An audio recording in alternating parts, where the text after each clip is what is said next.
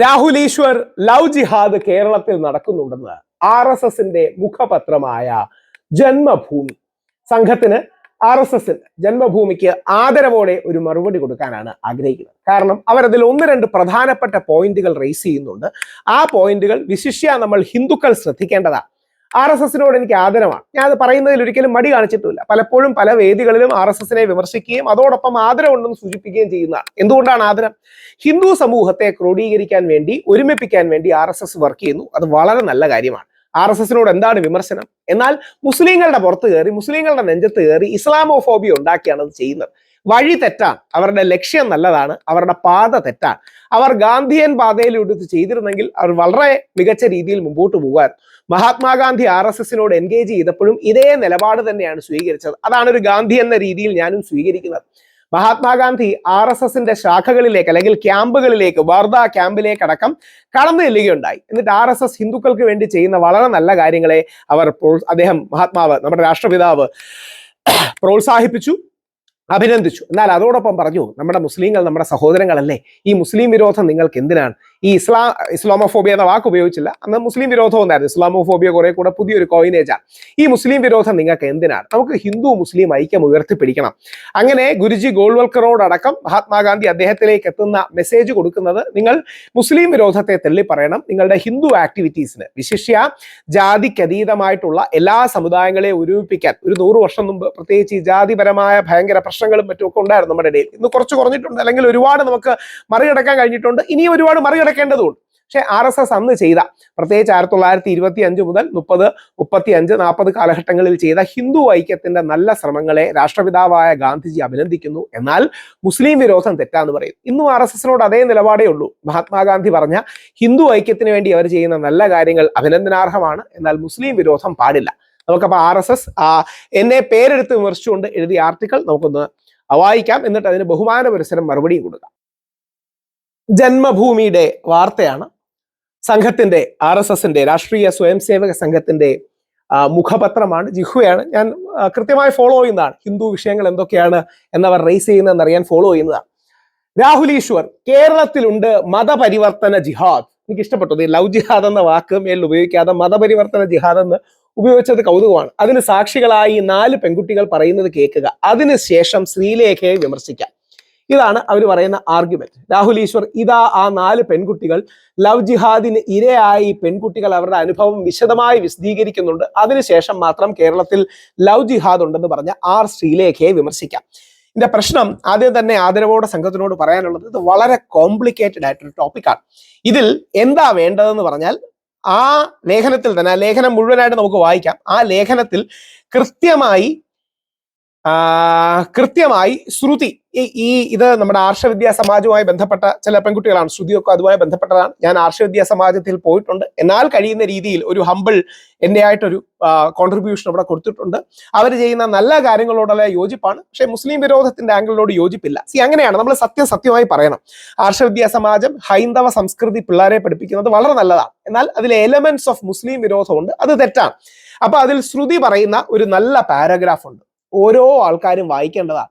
ജന്മഭൂമി കൊടുത്തിരിക്കുന്ന, പ്രത്യേകിച്ച് RSSകാരും സംഘപരിവാറുകാരും വായിക്കേണ്ടതാണ്. കാസർകോട്ടെ ബ്രാഹ്മണ കുടുംബത്തിലുള്ള അംഗമാണ് ശ്രുതി. അപ്പൊ ആ ശ്രുതി പറയുന്നത് നമുക്കൊന്ന് വായിക്കാം. ഹിന്ദു കുടുംബത്തിലെ മാതാപിതാക്കളെയാണ് നമ്മൾ ഇതിന് കുറ്റപ്പെടുത്തേണ്ടത്. ഹിന്ദു കുടുംബത്തിൽ കുട്ടികൾക്ക് ധാർമ്മിക വിദ്യാഭ്യാസം നൽകുന്നില്ല എന്നതാണ് വാസ്തവം. ഇതാണ് കുട്ടികൾ വഴിതെറ്റി പോകാൻ കാരണം. നമ്മൾ കുറെ ആരാധനയും ചടങ്ങുകളും മാത്രമാണ് കാണുന്നത്. വളരെ സത്യം, ആരാധനയും ചടങ്ങുകളും ഒക്കെ നല്ലതാണ്, പക്ഷെ അത് മാത്രം പോരാ. ആത്മീയ വിദ്യാഭ്യാസം, ധാർമ്മിക വിദ്യാഭ്യാസം, ഇന്റലക്ച്വൽ, മോറൽ, സ്പിരിച്വൽ എഡ്യൂക്കേഷൻ, ഇത് നമ്മുടെ കുട്ടികൾക്ക് കിട്ടുന്നില്ല. എന്നാൽ എന്തിനാണ് ഇതൊക്കെ ചെയ്യുന്നതെന്ന് നമുക്ക് അറിയുന്നില്ല. വളരെ കറക്റ്റ്, ശബരിമലയ്ക്ക് വ്രതം എടുത്ത് പോകുന്നുണ്ട്, ഗുരുവായൂർ പോകുന്നുണ്ട്, ചക്രവർത്തികാവിൽ പോകുന്നുണ്ട്, ആറ്റുകാലിൽ പോകുന്നുണ്ട്. പക്ഷെ ഇതൊക്കെ എന്താണ് ചെയ്യുന്നത്, എന്തിനാണ് ചെയ്യുന്നത്? ഇതിന്റെ തത്വം, ആത്മീയ പഠനം നമ്മുടെ ഹിന്ദു കുട്ടികൾക്ക് കിട്ടുന്നില്ല. ശ്രുതി പറയുന്നത് 101% ശരിയാണ്. ആരും നമ്മളെ മനസ്സിലാക്കി തരാൻ ശ്രമിക്കുന്നുമില്ല.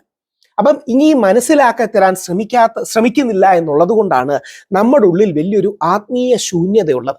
അതായത് നമ്മുടെ ഒരു ക്രിസ്ത്യൻ സഹോദരന്റെ കുട്ടി, മുസ്ലിം സഹോദരന്റെ കുട്ടി ആഴ്ചയിൽ 1-2 മണിക്കൂർ വെച്ച് മിനിമം 18 വയസ്സ് വരെ 10,000 മണിക്കൂറോളം ആത്മീയ വിദ്യാഭ്യാസം അവർക്ക് ലഭിക്കുന്നു. എന്നാൽ നമ്മുടെ കുട്ടികൾക്ക് ഈ ആത്മീയ വിദ്യാഭ്യാസം ലഭിക്കുന്നില്ല. ഇതാണ് നമ്മുടെ കോർ ഇഷ്യൂ. ക്രിസ്ത്യാനികൾക്ക് ഞായറാഴ്ചയും മുസ്ലിങ്ങൾക്ക് വെള്ളിയാഴ്ചയും ഉള്ളതുപോലെ നമ്മുടെ ഹിന്ദുക്കൾക്ക് ഒരു എന്താ പറയണേ സ്പിരിച്വൽ എഡ്യൂക്കേഷൻ അല്ലെങ്കിൽ ഡേ ഉണ്ടാകുന്നില്ല. ക്രിസ്ത്യാനികൾക്ക് ഞായർ, മുസ്ലിങ്ങൾക്ക് വെള്ളി, അതേപോലെ നമ്മൾ ഹിന്ദുക്കൾക്ക് ഒരു ശനിയാഴ്ച സത്സംഗം ഉണ്ടാകുന്നില്ല. ഇത് കാരണം പലപ്പോഴും നമ്മുടെ കുട്ടികൾക്ക് നമ്മുടെ വിശ്വാസം എന്താണ്, അടിസ്ഥാനം എന്താണെന്ന് അറിയുന്നില്ല. ഇത് ശരിയാക്കാനല്ലേ നമ്മൾ നോക്കേണ്ടത്. മുസ്ലിങ്ങളുടെ തലയിൽ കയറാനോ നോർത്ത് ഇന്ത്യയിൽ ക്രിസ്ത്യാനികളുടെ തലയിൽ കയറാനാണോ നോക്കേണ്ടത്? ഇപ്പൊ ഇവിടെ ക്രിസ്ത്യാനികളോട് സ്നേഹം കാണിക്കുന്നത് ക്രിസ്ത്യാനികളോട് സ്നേഹമൊന്നും ഉണ്ടായിട്ടല്ലല്ലോ, മറ്റേ മധ്യ തിരുവിതാംകൂറിലെ ക്രിസ്ത്യാനികളുടെ വോട്ട് കണ്ടിട്ടല്ലേ. അപ്പം എന്താ പ്രശ്നം എന്ന് പറഞ്ഞാൽ നമ്മുടെ ആത്മീയ ധാര എന്താന്ന് പഠിപ്പിച്ചു കൊടുക്കുക, അതോടൊപ്പം എല്ലാ മതങ്ങളെയും ബഹുമാനിക്കാൻ പഠിപ്പിച്ചു കൊടുക്കുക. അവിടെയാണ് പലപ്പോഴും RSSകാരും മുസ്ലിങ്ങളും ഒന്നും പറയാത്ത, എന്നാൽ എല്ലാവരും അറിഞ്ഞിരിക്കേണ്ട, യഥാർത്ഥത്തിൽ ഇന്ത്യയുടെ രാഷ്ട്രപിതാവായ, ഇന്ത്യ കണ്ട ഏറ്റവും വലിയ ഹിന്ദു സന്യാസിമാരിൽ ഒരാളായ മഹാത്മാഗാന്ധിയുടെ മകനായ ഹരിലാലിന്റെ മതപരിവർത്തനം. അവിടെയാണ് നിർബന്ധിത മതപരിവർത്തനം എന്നൊരു കാര്യം ചരിത്രത്തിൽ പലപ്പോഴും ഉണ്ടായിട്ടുണ്ട്. അത് ഫാർ ആൻഡ് ഫ്യൂ ആണ്. അങ്ങനെ ഉണ്ടായിട്ടില്ല എന്ന് പറയുന്നതിൽ അർത്ഥമില്ല. നമ്മുടെ നാട്ടിൽ തന്നെ ഇപ്പോൾ നമ്മുടെ സോണിയ സെബാസ്റ്റ്യനും നിമിഷ ഫാത്തിമയും അടക്കമുള്ള ഒരു കുട്ടി കൊണ്ട് മറിയമാണെന്ന് തോന്നുന്നു, മറിയം അടക്കമുള്ളവർ നമ്മുടെ നാട്ടിൽ പോലും ഇല്ലല്ലോ. ഫോഴ്സ്ഡ് കൺവേർഷൻസ് എന്നൊരു ആംഗിൾ ഉണ്ട്. പക്ഷെ അത് ഫാർ ആൻഡ് ഫ്യൂ ആണ്. അതിന്റെ പേരിൽ എല്ലാ മുസ്ലിങ്ങളുടെയും നെഞ്ചത്തോട്ട് കയറിയിട്ട് കാര്യമില്ല. ഇത് അക്ഷയ് ഖന്ന അഭിനയിച്ച ഗാന്ധി മൈ ഫാദറാണ്. ഇതിൽ മഹാത്മാഗാന്ധിയുടെ മകൻ, സാക്ഷാൽ രാഷ്ട്രപിതാവായ ഹിന്ദു മുസ്ലിം ഐക്യത്തിന് വേണ്ടി മരിച്ച മഹാത്മാഗാന്ധിയുടെ മകൻ ഹരിലാലിന്റെ കൺവേർഷൻ ഉണ്ട്. മഹാത്മാഗാന്ധി അതിനെക്കുറിച്ച് പറയുന്നുണ്ട്, അവൻ ആത്മീയതയ്ക്ക് വേണ്ടി ഇസ്ലാമിലേക്ക് പോയതാണെങ്കിൽ എനിക്ക് വിഷമവുമില്ല, പക്ഷെ അവൻ അങ്ങനെ അല്ല പോയത്. അതായത് ഹരിലാലിന് ഒരുപാട് കടമുണ്ടായിരുന്നു, ഹരിലാൽ മദ്യപാനിയായിരുന്നു. മുസ്ലിം സമൂഹത്തിലെ ചില സംഘടനകൾ, പ്രത്യേകിച്ച് അന്ന് ഈ ഹിന്ദു മുസ്ലിം സ്പർദ്ധ നിലനിൽക്കുന്നുണ്ട്, മഹാത്മാഗാന്ധിയുടെ മോനെ തന്നെ കൺവേർട്ട് ചെയ്താൽ അത് ഞങ്ങൾക്കൊരു ട്രോഫി ആകുമല്ലോ എന്ന് കരുതിയാണ് അത് ചെയ്തത്. പ്രമുഖ മുസ്ലിം സംഘടനകളൊന്നും ഈ കൺവേർഷനെ അനുകൂലിച്ചില്ല. പേരെടുത്ത് പറഞ്ഞില്ലെങ്കിൽ പോലും മൗലാന ആസാദ് അടക്കമുള്ളവർ ഹരിലാലിന്റെ കൺവേർഷനെ അനുകൂലിച്ചില്ല, എതിർക്കുകയായിരുന്നു. യഥാർത്ഥത്തിൽ അള്ളാഹുവിനെയും ഇസ്ലാമിനെയും മനസ്സിലാക്കാതെയാണ്, അല്ലെങ്കിൽ ആ ദീനിന്റെ പരിശുദ്ധി മനസ്സിലാക്കാതെ ബാഹ്യമായ കാരണങ്ങൾ കൊണ്ട് പോകുന്നവരുടെ കൺവേർഷൻ ശരിയല്ല എന്ന് പലതവണ മൗലാന അബുൽ കലാം ആസാദ് അടക്കം ഇന്ത്യ കണ്ട ഏറ്റവും വലിയ പരിശുദ്ധ ഖുർആൻ പണ്ഡിതൻ നിലപാടെടുത്തിട്ടുണ്ട്. അപ്പൊ ഈ നിലപാടാണ് നമ്മൾ അറിയേണ്ടത്, അല്ലാതെ ഏതെങ്കിലും രീതിയിൽ അങ്ങോട്ടും ഇങ്ങോട്ടും സ്പർദ്ധ ഉണ്ടാക്കാനല്ല. ഇത് വളരെ ഒരു സെൻസിറ്റീവ് വിഷയമാണ്. അവിടെയാണ് കാണുന്ന എല്ലാ വിഷയങ്ങളിലും ലവ് ജിഹാദ് ആരോപിക്കുന്നത്. ഇപ്പൊ അഖിലാഹാദിയുടെ വിഷയം ലവ് ജിഹാദ് അല്ല. അഖിലാഹാദിയുടെ വിഷയം ഞാൻ വളരെ ആഴത്തിൽ ഇടപെട്ടതാണ്. ഇന്നും തീവ്ര ഹിന്ദുത്വവാദികളെ ചീത്ത വിളിക്കുന്നതാണ്. ആ കുട്ടിയുടെ ജീവിതത്തിലെ പ്രതിസന്ധികളിലും ശൂന്യതയിലും ആ കുട്ടി ഒരു വിശ്വാസം കണ്ടെത്തി. ആ വിശ്വാസത്തിന്റെ ഭാഗമായി അഖിലാഹാദിയ പോയതാണ്. കല്യാണമൊക്കെ പിന്നീടാണ്. അപ്പൊ എല്ലാത്തിനെയും ക്ലബ് ചെയ്ത് ലവ് ജിഹാദ് എന്ന് വിളിച്ച് മുസ്ലിം വിരോധം ഉണ്ടാക്കി അതിൽ നിന്ന് ഹിന്ദു കൺസോൾട്ടേഷൻ ഉണ്ടാക്കാം, ഹിന്ദു ഐക്യം ഉണ്ടാക്കാം എന്ന് വിചാരിക്കരുത്. പകരം സത്യസന്ധമായി ഈ കാര്യങ്ങൾ കാണണം. അവിടെയാണ് ഈ പറയുന്നവർക്ക് ഈ ലവ് ജിഹാദ് അടക്കം ഉണ്ടെന്ന് പറയുന്നവരുടെ പ്രധാന ഉദ്ദേശം. മഹാത്മാഗാന്ധി അന്നെന്ന് പറഞ്ഞാൽ ഏകദേശം ഒരു 80 വർഷം മുമ്പ്, 85 വർഷം മുമ്പ് നിർബന്ധിത മതപരിവർത്തന നിരോധന നിയമം എന്നൊരു ആശയം വേണമെന്ന് പറഞ്ഞാൽ മഹാത്മാഗാന്ധി പറഞ്ഞാൽ നമ്മുടെ ഇന്ത്യയിലെ മുസ്ലിങ്ങളും ക്രിസ്ത്യാനികളും അത് അംഗീകരിക്കും. കാര്യം അവർക്ക് പണി കൊടുക്കാൻ വേണ്ടി അല്ല ചെയ്യുന്നതെന്ന് അവർക്കറിയാം. പക്ഷേ ഇന്നുള്ള പല തീവ്ര ഹിന്ദുത്വവാദികളും ഇതൊരു ടൂളായിട്ട്, വടിയായിട്ട് ഉപയോഗിക്കുകയാണ് മുസ്ലിങ്ങളെ തല്ലാൻ, നോർത്ത് ഇന്ത്യയിലെ ക്രിസ്ത്യാനികളെ തല്ലാൻ. അതിനപ്പുറം ആത്മാർത്ഥമായി ഹിന്ദു സമൂഹത്തിന്റെ വിഷയങ്ങളിൽ ഇടപെടണം എന്ന് ആഗ്രഹിക്കുന്നവരാണെങ്കിൽ ആഴത്തിൽ ഈ വിഷയങ്ങൾ പഠിക്കുകയും എന്താണ് ഇതിലെ സംഭവം എന്ന് മനസ്സിലാക്കുകയും ചെയ്യണം. നമുക്ക് എന്നിട്ട് ജന്മഭൂമിയുടെ അത് പെട്ടെന്ന് കുറച്ചുകൂടെ ഒന്ന് വായിക്കൂടെ തീർക്കാം.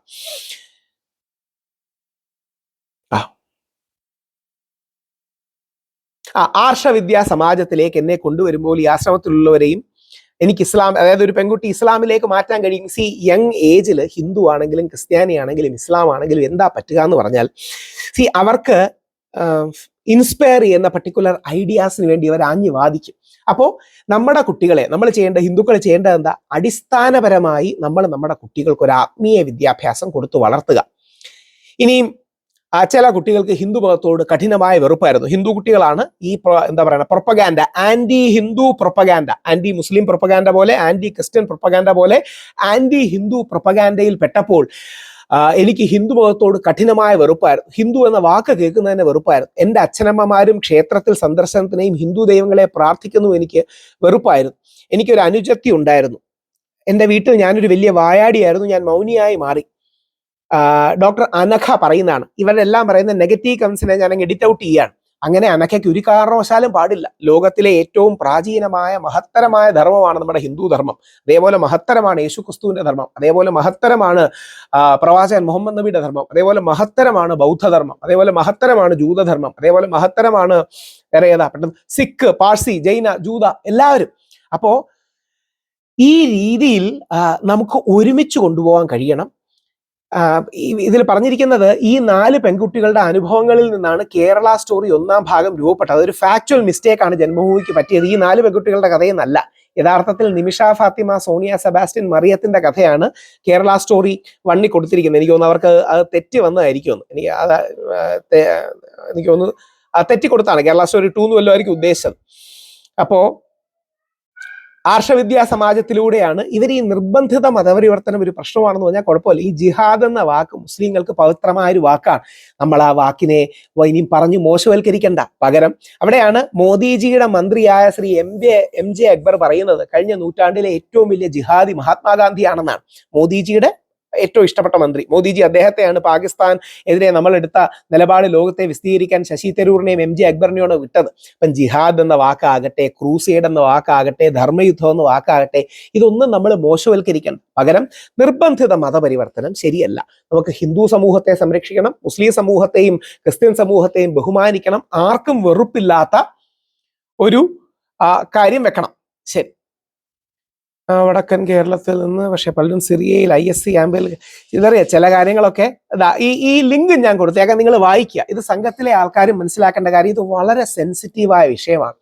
ഈ സെൻസിറ്റീവായ വിഷയം നമ്മൾ മനസ്സിലാക്കുകയും ഒരു കൈയിൽ ഹിന്ദു താല്പര്യങ്ങൾ, മറു കൈയിൽ ഇന്ത്യയുടെ താല്പര്യങ്ങൾ, ഒരു കൈയിൽ ഹിന്ദു സമുദായത്തിന്റെ താല്പര്യങ്ങൾ, മറു കൈയിൽ ഇന്ത്യയിലെ എല്ലാ താല്പര്യങ്ങളും, ഹിന്ദു, മുസ്ലിം, ക്രിസ്ത്യൻ, ജൈന, പാഴ്സി, ജൂത, സിഖ്, അതോടൊപ്പം മതേതര നിരീശ്വരവാദ വിശ്വാസമില്ലാത്ത സമൂഹത്തിന്റെയും താല്പര്യങ്ങൾ നമുക്ക് ബാലൻസ് ചെയ്ത് മുമ്പോട്ട് പോകാൻ കഴിയണം. അതുകൊണ്ട് ശ്രീലേഖ മാഡത്തെ വിമർശിക്കുകയല്ല, പക്ഷെ മാഡത്തെ പോലുള്ളവർ ഇത്ര പക്വത വെച്ച് കാര്യങ്ങൾ പറയുകയാണ് യഥാർത്ഥത്തിൽ വേണ്ടത്.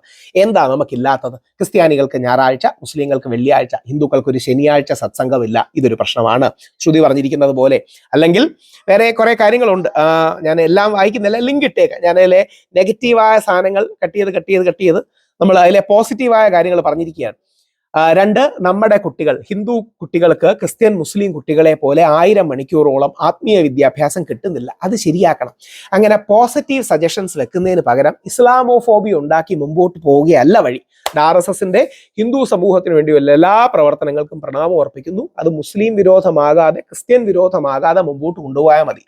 മഹാത്മാഗാന്ധി അന്ന് പറഞ്ഞ നിലപാട് തന്നെയാണ് ഇന്നും നമുക്ക് പൊതുസമൂഹത്തിനും ഗാന്ധിയന്മാർക്കും ഒക്കെ പറയാനുള്ളത്. നമുക്ക് ഹിന്ദു ഐക്യം വേണം, പക്ഷെ അത് മുസ്ലിമിന്റെ പുറത്താകരുത്. മുസ്ലിമിന്റെ നെഞ്ചത്തോട്ട് കയറി ഹിന്ദു ഐക്യം ഉണ്ടാക്കരുത്. ഹിന്ദു ഐക്യം ഉയർത്തണം. എന്നാൽ കാവിയോടും വെള്ളയോടും പച്ചയോടും ചേർന്നാണ് ഇന്ത്യൻ കുടിയെന്ന് ഓർക്കണം. വന്ദേ മാതരം. ജയ് ഹിന്ദ്.